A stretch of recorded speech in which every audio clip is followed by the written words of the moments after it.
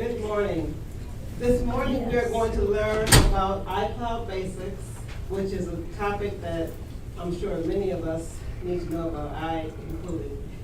So we have with us Jessie Riley, who is your resident manager for technology, and she will be doing the presentation. So there will be an opportunity for you to ask questions, but she will be able to give us the basic information regarding our iCloud, iPhones, and our technology. Okay, thank you. Thank you, Paula. All right, well, thanks everybody for coming today. And I know when we had our iPad Basics class back in, I think end of February, maybe early March, there were lots of questions after that, and iCloud was one of those things that came up naturally because I think for a lot of people, the iCloud is sort of this thing like maybe you've heard about or you kind of maybe you use it, maybe I use it and I don't even know that I'm using it. So hopefully today we'll kind of just common questions or confusion about the iCloud, and then we'll kind of dig into a couple things that you can try out. I will first off say that there is more about the iCloud that you can do, that we can talk about, that we have an entire month-long series every day of the week about the iCloud. So today, hopefully the information that we touch on today kind of gives you some additional traction that you can work on moving forward. But I would be lying if I say that we are going to cover absolutely everything in the iCloud today. We're just going to touch on one cloud today. But we'll get our slides. We're going to go back in time here real quick. All right. So if you have, I always kind of like to start out these sessions with if you have questions about your specific device, because we're all using different devices, different versions of them. I try and kind of save those questions till the end, and so I do always reserve some of my time at the end of a class. I'll be back at one of these tables, and if you have a quick question or something that just more or less concerns your device, I'm happy to address that. But if you're ever interested, if you don't have a question about iCloud but would like to schedule an appointment with me, I'm always happy to do that. And we can get some appointments scheduled afterwards too. But feel free to ask questions, answer questions if you want to too. I'll give you the microphone. But feel free to ask questions. And I just want this to be a really positive learning experience for everyone. So, and if I'm going too fast, just let me know. But I thought we'd just start off, because there always is lots of confusion or question. I thought this was kind of funny. This guy, he's uploading his data to the iCloud, and his buddy says, I'm pretty sure that's not how it's done. But I think sometimes we kind of feel like, am I doing it and am I not doing it? So you can go ahead and advance the slide. So today what we're really going to focus on is what is the iCloud, why is it helpful, and then what are ways to use it, really some simple basic ways to use it. Is everyone here, do you use an Apple product? Because that's kind of the basis off of which. So you have an iPhone, an iPad, a Mac computer. Okay, very good. So we can, perfect. So we'll just jump in by what is the iCloud. And there's a lot of different ways that you can describe it, but at its core, the iCloud is a service provided by Apple. And Apple provides the iPad and the iPhone and the Mac computer and Apple Watches and AirPods, all sorts of things. But this is just yet another service that they provide. It stores your personal data and your information. And it's really just a collection of tools that synchronize function across all of your devices. And we'll talk a little bit about how we got to that point, because a lot has changed even in the last 15 years. We've kind of morphed in how this technology has kind of come together and works together. So when we think about the iCloud, it's kind of been hard to put it into a description. Like, what is it? Like, it's sort of like this spot, this elusive place that you save things to, but is it? And is it in the internet? Is it in a warehouse somewhere? Is it on your device? Is it just another folder that you have?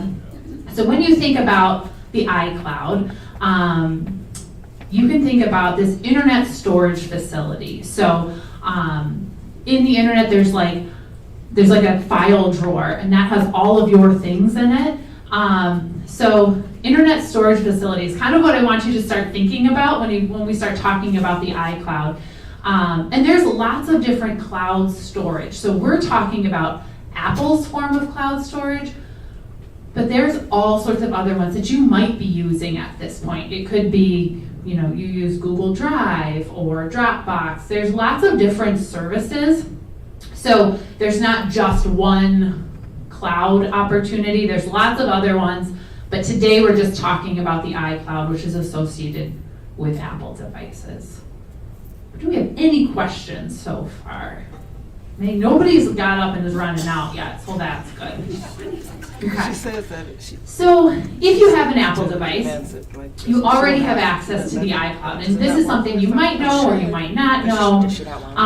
But anytime you create an Apple ID, you now have access to the iCloud.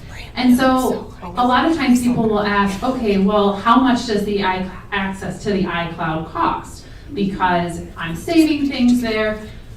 Really hardly anything anymore is free, so surely it must cost something to use. So anytime you initially set up an Apple ID or you buy an Apple device, you automatically get access to the iCloud. It's free. So that includes 5 gigabytes of storage. And when we talk about the amounts of storage, that's kind of, unless you're real in the depths of technology, that's kind of hard to get a full grasp on, like, how much are we talking? Like, how many documents, how many photos? And 5 gigabytes of storage is a decent amount, especially if you're a light user, if you don't have a ton of photos, if you just kind of use your iPad to check your email and, maybe take some pictures of things now and then. But if you're somebody that likes to get photos of your grandkids or your kids or trips, if you're doing if you're a little bit more of a heavy user, you might find that those 5 gigabytes of storage you run out. You're going to start getting a little alert on your phone, like, oh, your cloud storage is getting full. Oh, your cloud storage is full. We can't, back up your device anymore.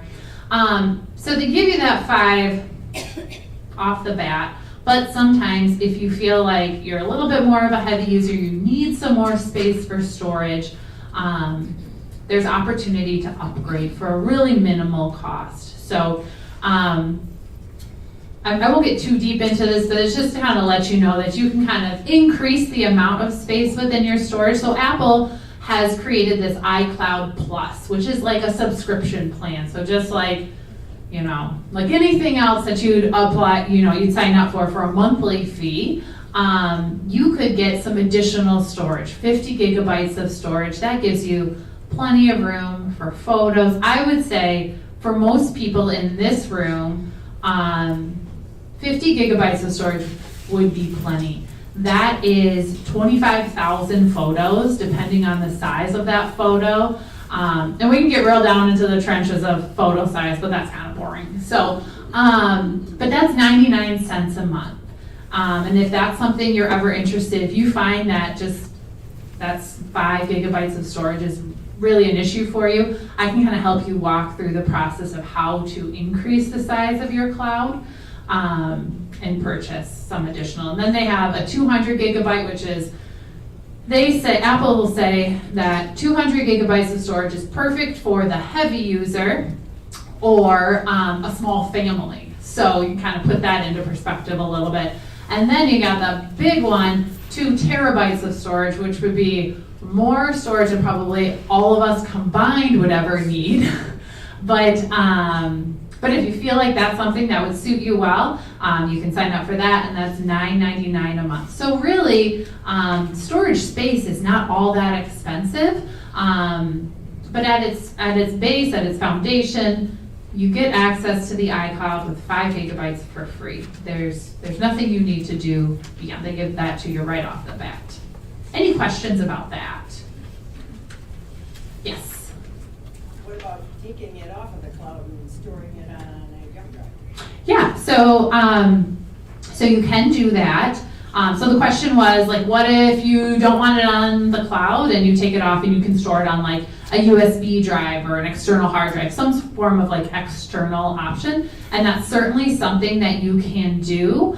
I think where you benefit from the iCloud is that you can access it from anywhere, and when it's on a physical device, and we'll talk about this in a minute, there's always sort of additional risk, but yeah, you can definitely, the process of pulling information off of the cloud onto a physical device, just kind of depends on what you're using and the type of device that you have, but if that's a question or something that you'd like help with, I can definitely walk through that with you, but it's not something that I have in today's presentation, but certainly possible.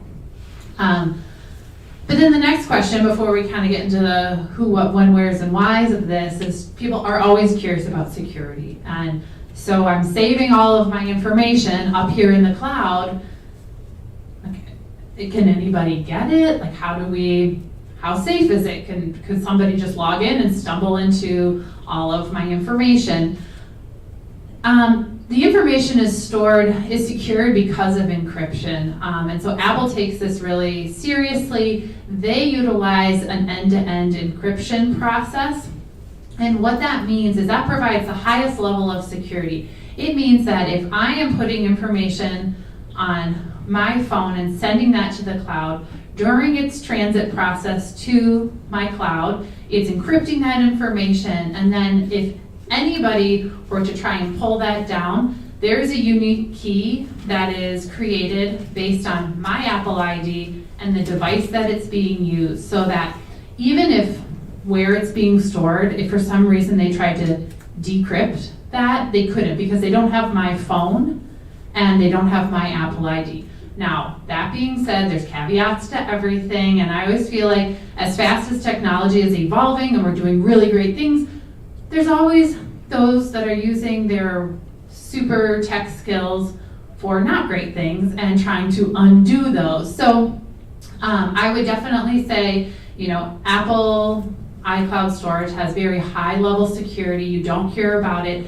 being decrypted very often, but that's why it's good to make sure that your passwords are really secure. Don't use an easy 1, 2, 3, 4, 5, 6, or just like John Doe, your name 1, 2, 3, 4. Make sure that your passwords are a little bit complex. We can talk about that a little bit more later. But that end-to-end encryption is really a unique process to the iCloud, which makes your information very secure. Additional to that is two-factor authentication. Is anybody familiar with what that is?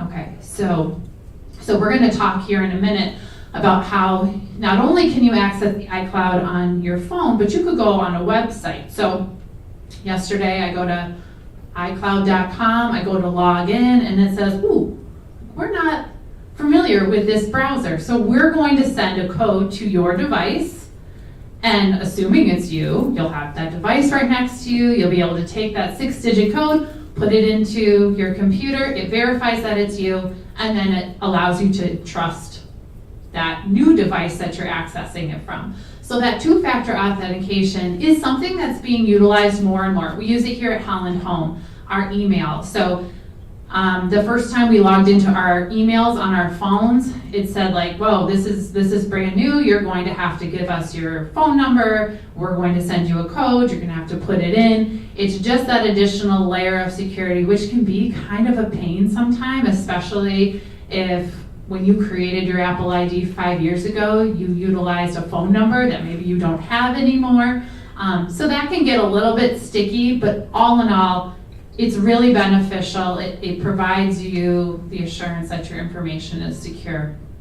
And sometimes people are like, well, geez, like could Apple, it's the iCloud, so could Apple get into my information? Not even Apple can access that end-to-end encryption option. So it really is secure just to you.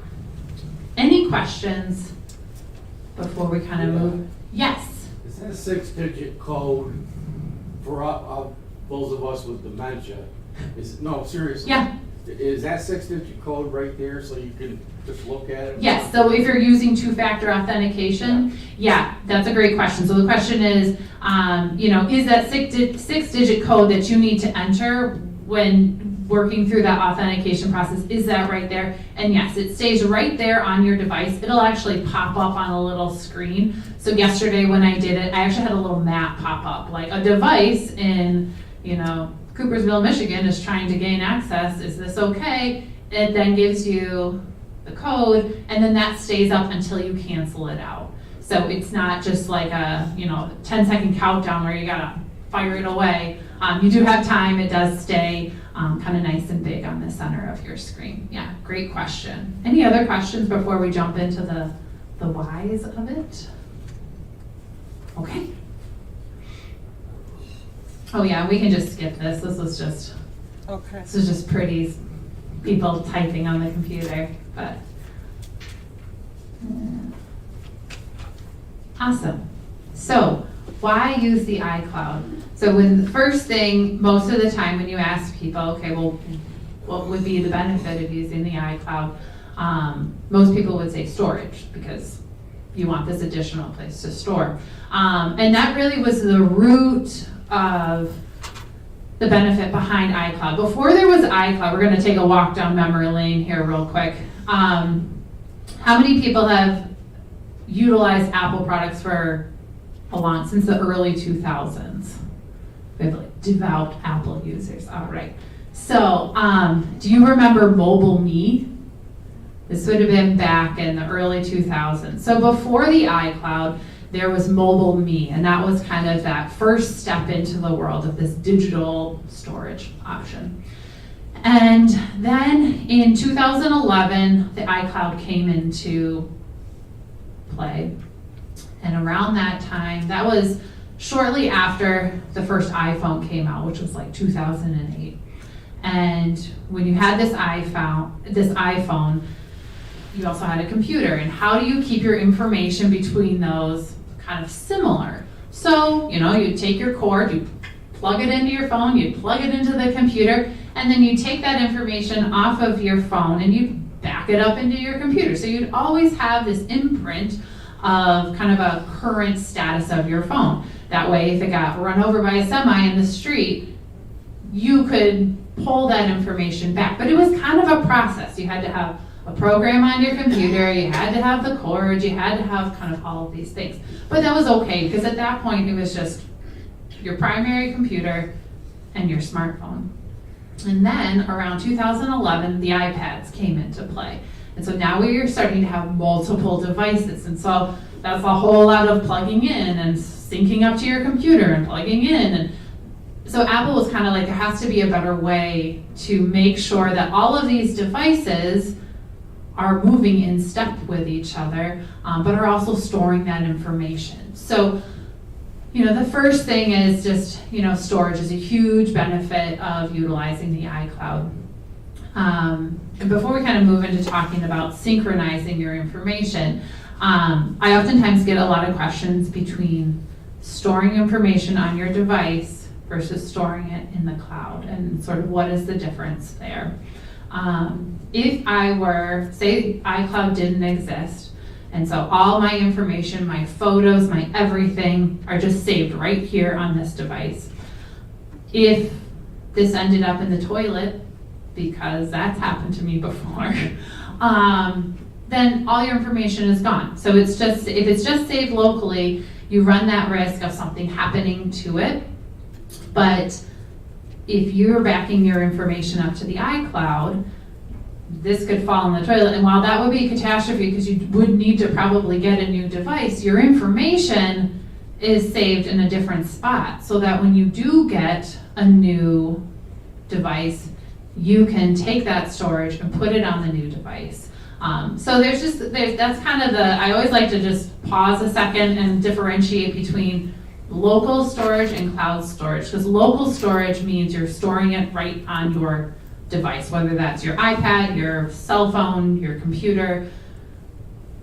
iCloud storage is, again, that digital form using that sort of internet storage facility. But then the second layer of benefit with using the iCloud, and this is when those additional devices came into play, was the synchronization of your apps and features. So you didn't want to have an iPhone and only be able to do XYZ on it, because then if you go onto your iPad, then you've got some like outdated information and maybe a couple different things going on there, and then your computer. People wanted a more streamlined and efficient way of having all of that information up to date. So you can really think of the iCloud as the glue that keeps everything working together. And that is the connection for all of your Apple devices. Another great benefit, and I don't know if anybody here has ever used it, but the Find My app, has anybody used this before? It comes in handy. I just got a set of AirPods for my birthday, and there's a little bit of a bet happening in my house of how long it's going to take me to lose those little things. But the Find My app is utilized through the iCloud, and that allows you to track devices. So we kind of go everywhere, which means we can leave things anywhere. And this app allows you to access your iCloud and see where did you leave your phone? Where did you leave your Apple Watch? Where did you leave your iPad at? And when that feature is turned on, it allows you, again, to utilize that glue to be able to identify where your different devices are. So technology is expensive, and it's an investment. And so if we're losing things, it's nice to have a way to find those. Any questions on those pieces? Yes. Could you use that to track somebody else's phone? Oh, that's okay. So could you use Find My app to track somebody else's phone? And the answer to that is no. So we're going to talk about sharing information on because when you log in, and we're going to talk about this in just a quick second, to your Apple ID, it's just looking at devices associated with your Apple ID. But my husband has a different Apple ID. I'm sure there are apps that allow you to track things, but this particular one, you would just be able to see your devices. Yeah. Oh, yeah, sure. I don't remember seeing this icon. So sometimes, yep, so the Find My, do you mind going back one, Paula? Thank you. So the Find My app is like a little sonar looking image. If you don't remember seeing that on your app, I know sometimes on people's devices they have like a little utility app folder, and sometimes there are things like Find My, there's like settings, those are all within like a little folder. If you have a device with you and you don't know where that is, just stop me afterwards and I can kind of help drill down and find it. Sometimes at some point it got deleted off your phone. We can always pull it back on, or it just got saved somewhere else. So you should have it. If it's not on your phone, there's a way to get it back from the App Store. So yeah, we can look for that. Yes. Yeah, every night my phone backs up. Mm-hmm. I got automatically to do my Mac and my iPad. I don't have to do any external storage on my Mac.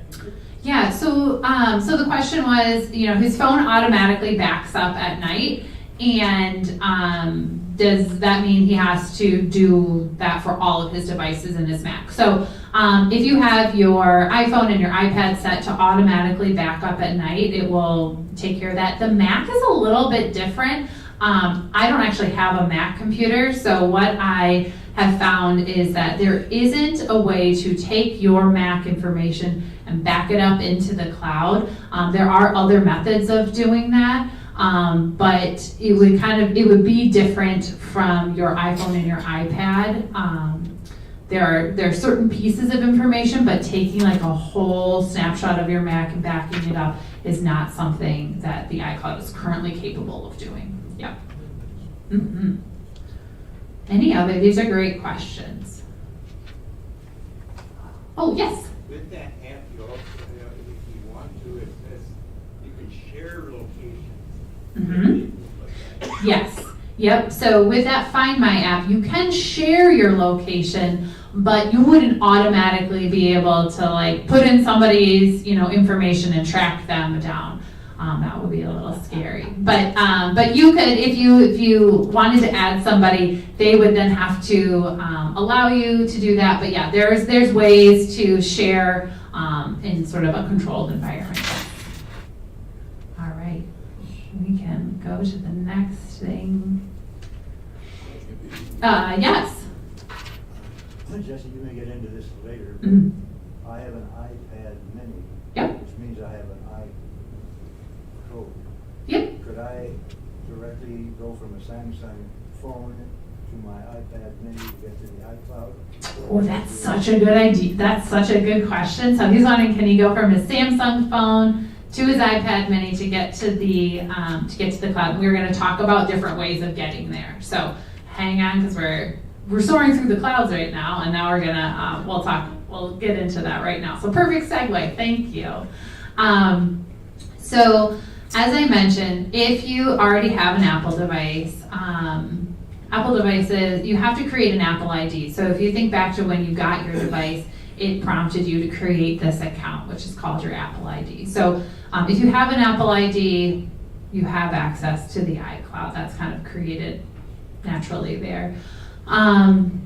So your ID or your username is typically an email address.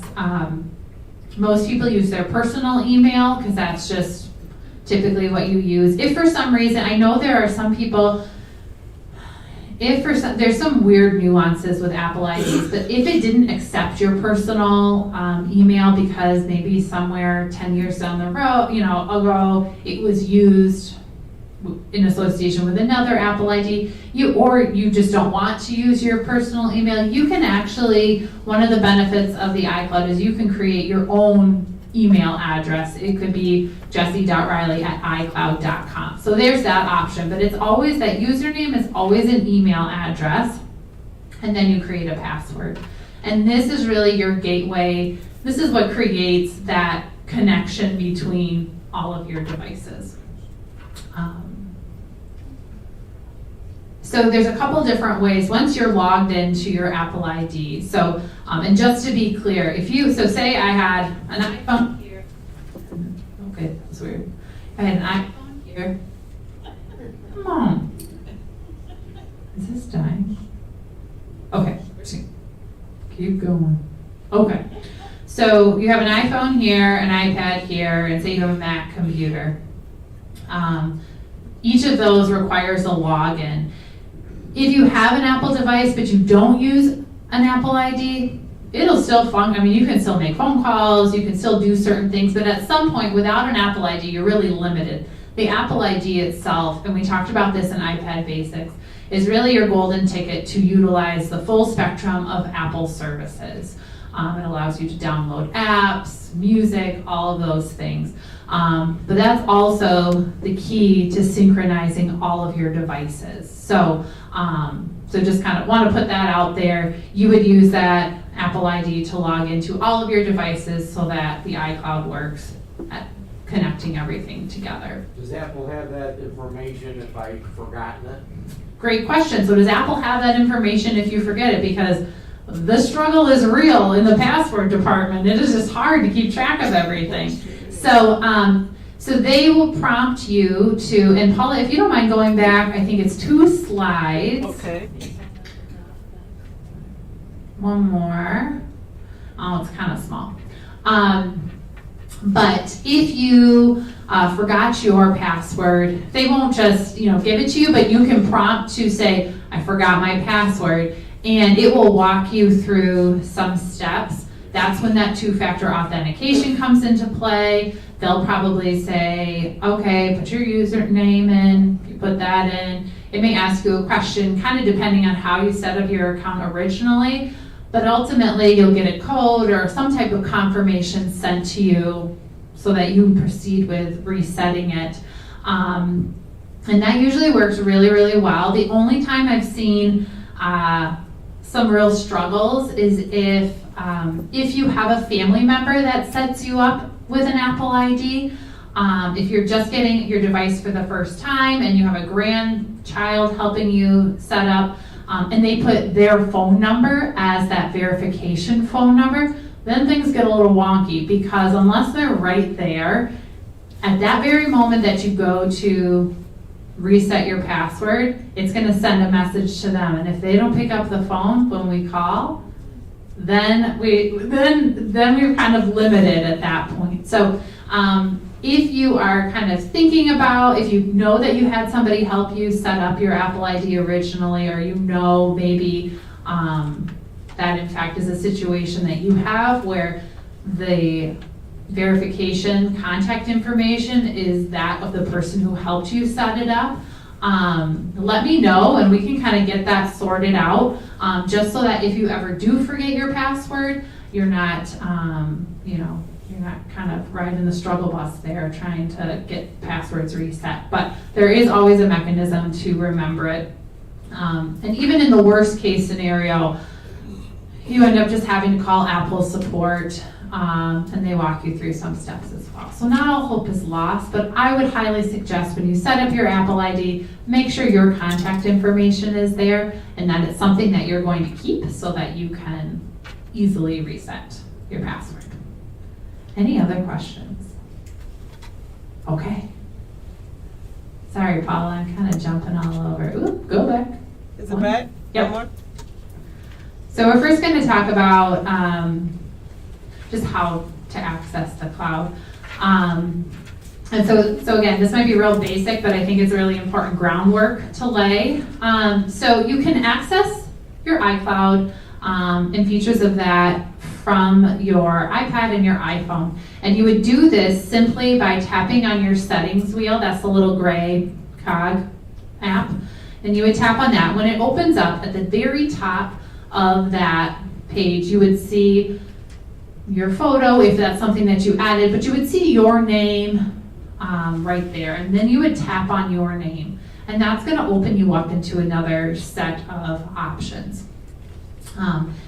There you would see iCloud, and that's kind of up at the top of the menu options. When you click on iCloud, it brings you to that third screen. And on these devices, what it does is it shows you how much of your iCloud storage is being utilized and what is it being utilized by. It'll give you the total. So say if you just have the 5 gigabytes, it'll show you how much out of that are you using. Yellow is photos. I can guarantee you that my iCloud is mostly a yellow bar. So it just kind of depends on what you store up there most. But that'll kind of give you a little bit of a readout, because if you're running out of space, that can kind of help to let you know, okay, I really need to go in there and I need to clean up my photos.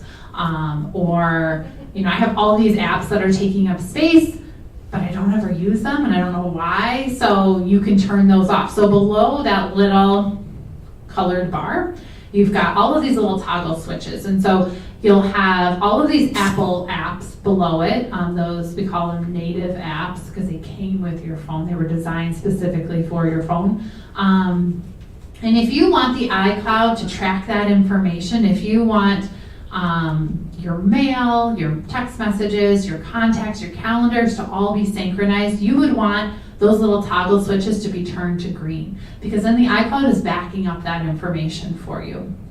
And then below that, as you scroll down the screen, depending on, this of course all depends on how many apps you have on your device, but then that'll show you third-party apps, and that's just those apps that have been downloaded from the App Store that didn't come directly from Apple. So that's like Facebook, Instagram, anything, a TripAdvisor, anything else, restaurants, whatever case might be. Sometimes people run into a situation where they're scrolling down and they don't see all of their apps there. They only see maybe a limited amount of those third-party apps. Not all apps that you download from the App Store provide backup functions to the iCloud. That's kind of a developer feature, and so you may not see that option for that data to get backed up, because that's not something that developer put in place with their application. So just keep that in mind if you're kind of confused by it or think like something's got to be wrong because I don't see it all there. It's just because it's outside of Apple's realm. But I would say more times than not, you'll see all of your apps there because any app in the Apple App Store runs through a pretty rigorous sort of verification process, which is another benefit of Apple. But then if you have a Mac computer, how do you sort of see what the status of your iCloud is, what information is being stored into it, and you would just go into your system preferences, and that's where you would access your settings similar to iPad and iPhone, and there's an iCloud option there. You would click on it, and then that second image up there, again, kind of similar to that of the iPad and iPhone. You see your name and all the different features, apps, storage capacity of your iCloud right there. So you can, from your device, you can turn things on and off to sort of tell, the iCloud what to back up, what not to. Any questions there? But then this piece is something that maybe you know about, maybe you don't, but has anybody ever gone to Icloud.com to access their cloud? Okay, so this homework, go home and check this out. So this is kind of a really, really helpful tool because if you go to Icloud.com, you can do this on any device. So if you have a PC, you can access your iCloud using this website. And actually, recently, Apple created a Windows iCloud app that you could download on your device as well. But all you would need to do if you're on your PC at home and you want to get into your iCloud, you would just have to go to iCloud.com, enter your username. You're going to get, and then enter your password. You'll get that two-factor authentication. So have your phone or your iPad close by. If your volume is turned on, it'll ding and you'll have to go through those steps. But it does a good job of coaching you through what you need to do next. And then it'll bring you into this image here. So it's kind of a basic screen, but you'll see all of these different apps. Any app that you have turned on your devices to be linked up to the iCloud, that will show up. So you can view all the pictures that have been backed up in your iCloud. You can go in there and you could download them onto an external hard drive, or you could be like, gosh, I don't know why all of these, crazy selfies are on there that my grandchild or my son, in my case, took of all his nostrils. You can go in there and clean things out, but this gives you great access to, and it's a little bit more user-friendly.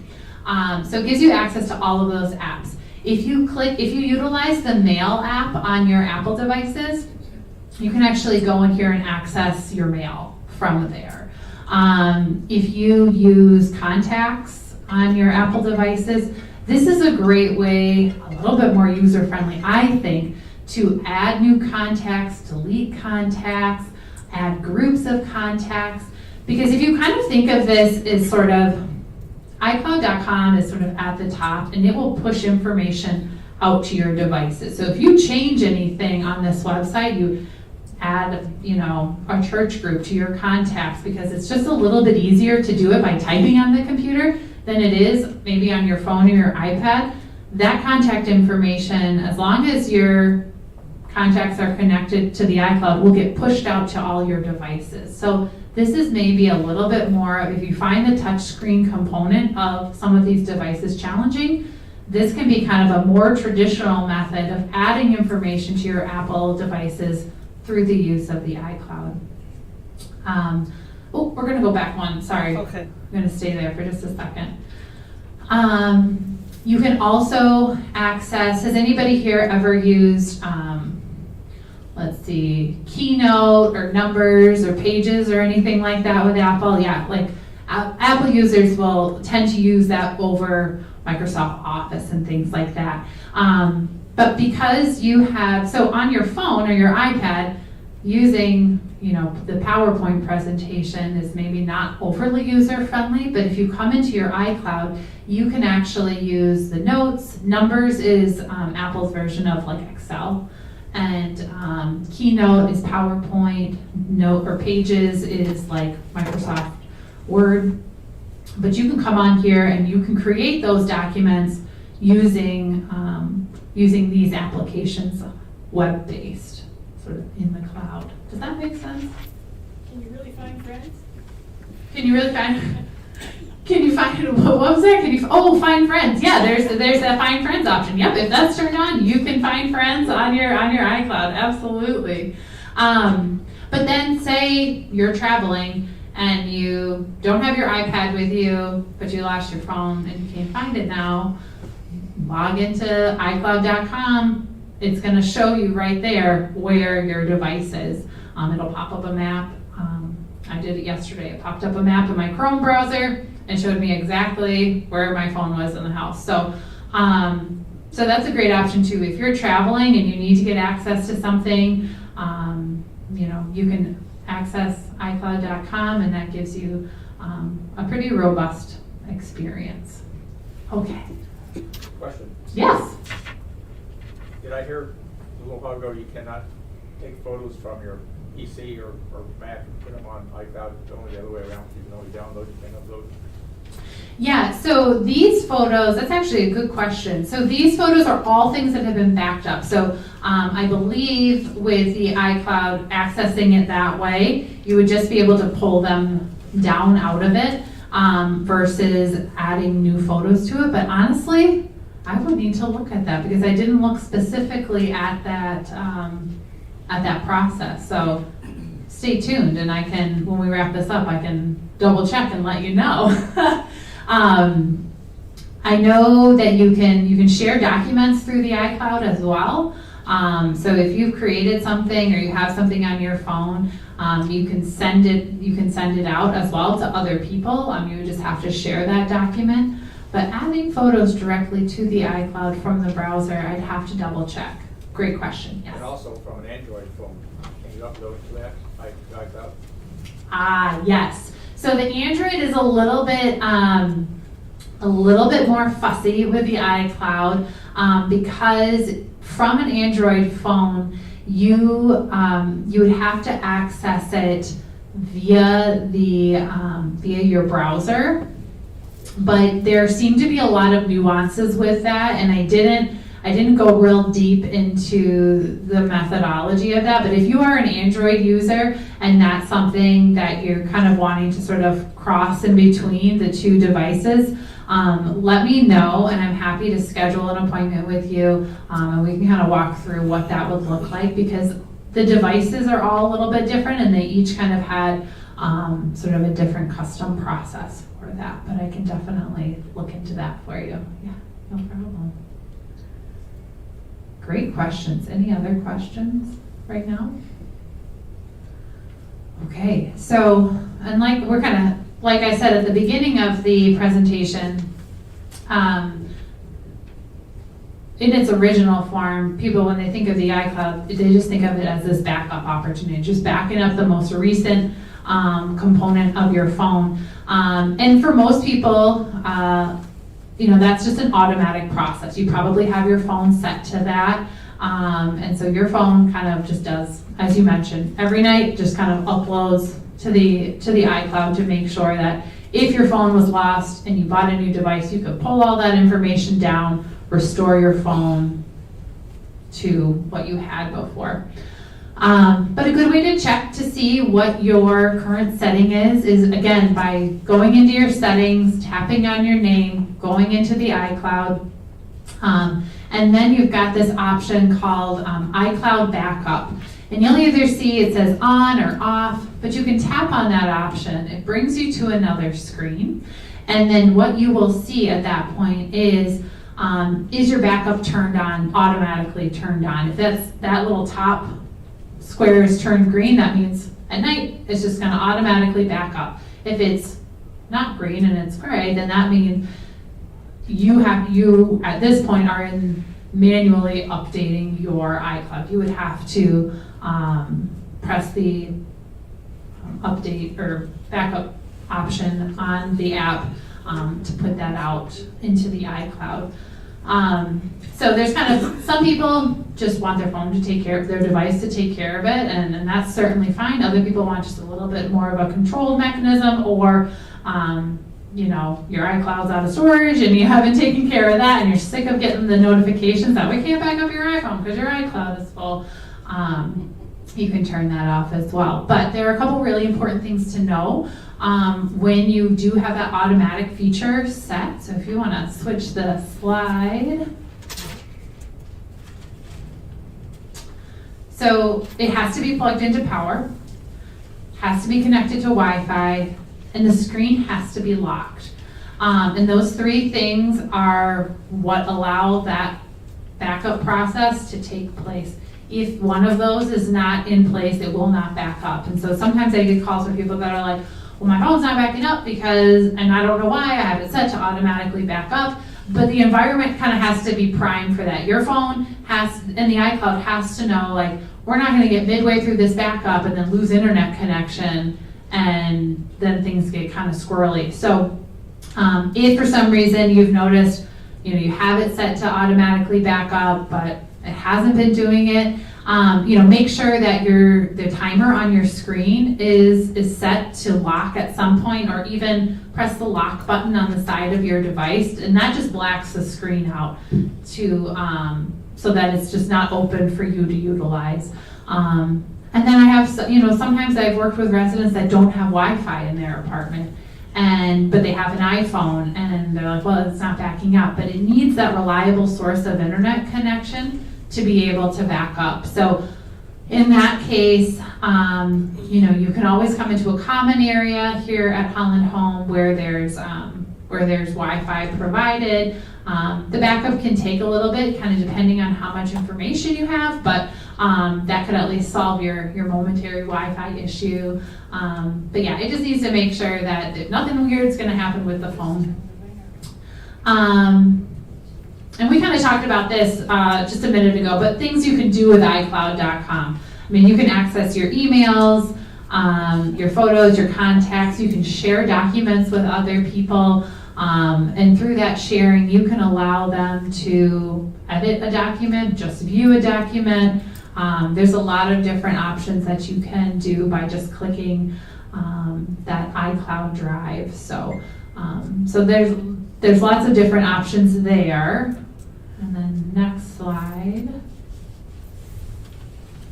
And then sharing iCloud data. So sometimes people, you know, I'll get a husband and wife and they're like, well, I want to see her messages and he wants to see my messages, or, you know, however it shakes out, but like my iCloud's turned on and my messages are turned on to my iCloud, but I'm not getting them. But you have to be using the same Apple ID, because they can't talk to each other between Apple IDs.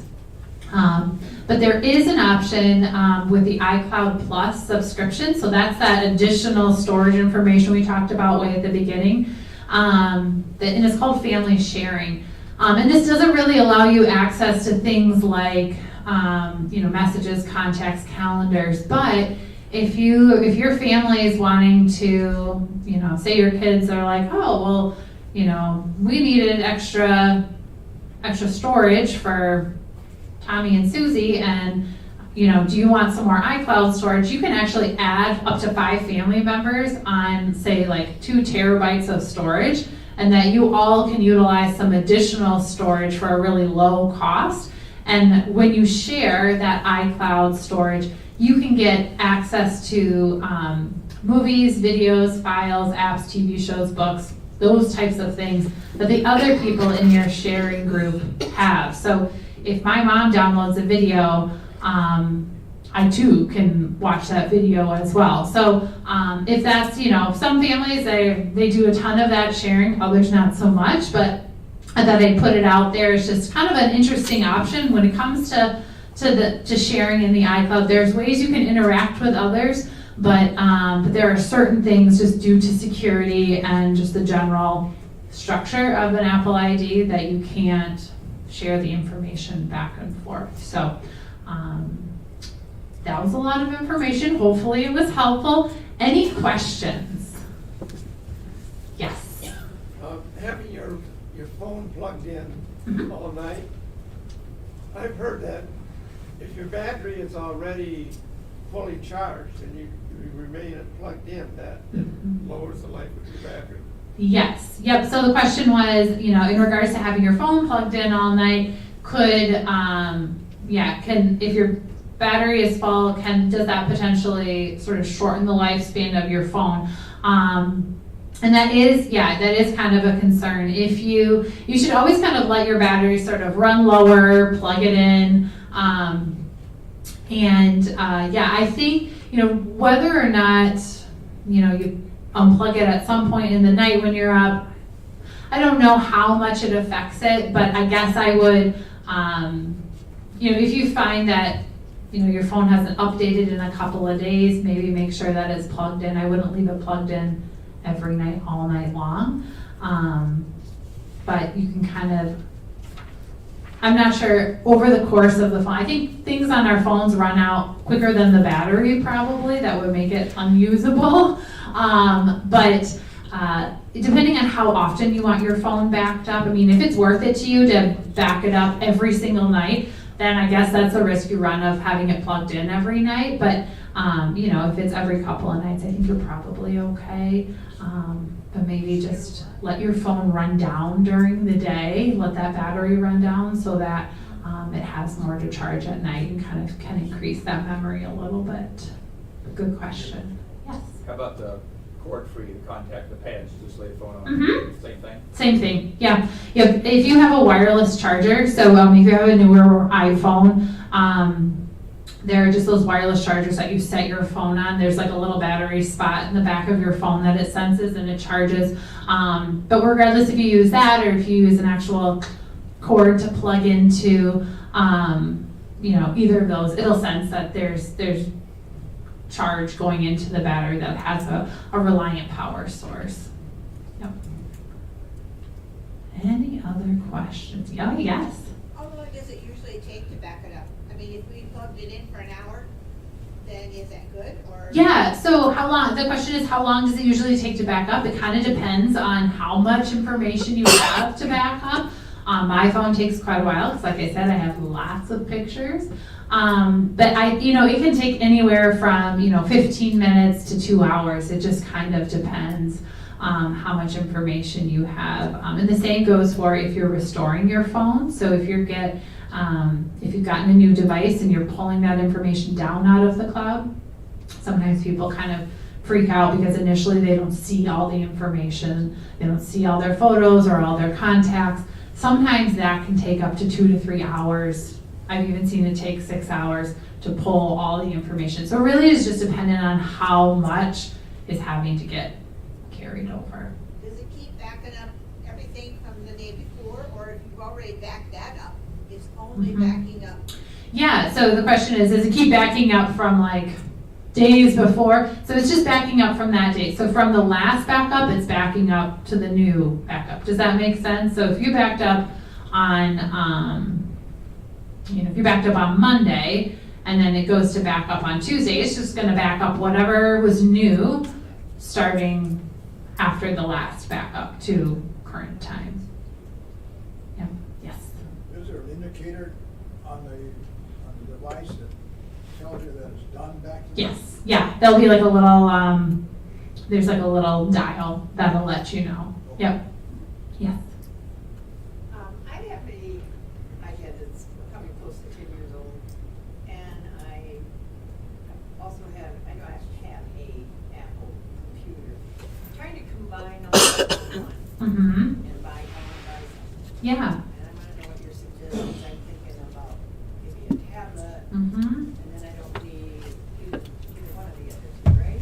Yeah, so I would, if you're looking at sort of purchasing a new device, but you've got a computer, maybe you got a smartphone, kind of how can you kind of consolidate? It's gonna make me sound like an Apple salesperson here, but I see a lot of people really successful in device transitions to an iPad because it's really versatile. You can take it anywhere with you. It allows you to, send emails, and there's a lot less of a learning curve with that, especially if you've utilized like an iPhone or a smartphone before, you're kind of familiar with the whole touch screen. So yeah, I would say, my recommendation would be, if you're looking to switch to something like a tablet, there's lots of tablets out there, but I think the iPad does the best job at creating a really user-friendly interface that that meets a lot of the needs that you would. I didn't realize how recently my daughter, I can actually do documents on it, which I didn't know. Yeah, you can do documents on it. I think sometimes what turns people off with an iPad is, you're used to what you're used to, and if you've utilized a computer forever, that's like traditional keyboard and things. But there are accessories that you can get. So I've set up residents before with a little Bluetooth keyboard that if you don't want to have to if you do a lot of documents and you don't want to have to mess with tapping the screen, you can get a keyboard and just type as you normally would with your computer. So so there are ways to kind of make it work for you. But yeah, the iPad is just, has kind of a full capacity of what you might be able to. The largest one you can get. So there's 4 types of iPads, all the way from kind of your basic iPad all the way up to an iPad Pro. So if you're really big into art, creative work, photos, iPad Pro is kind of more than you probably would ever. It would cover you functionality-wise more than you might ever need. I'll send you I have kind of a diagram that was in that iPad Basics class, and I can send that over to you. It's actually on the portal right now associated with that, and you can look at kind of the different categories of iPads, and it lets you know price and all that. So, any other questions? Awesome. Well, hopefully I answered some questions, or at least gave you some more to think about. Hopefully I didn't create more questions, but I will stick around and willing to answer any questions you might have at that point. So thanks so much for coming today. It was great to see everyone.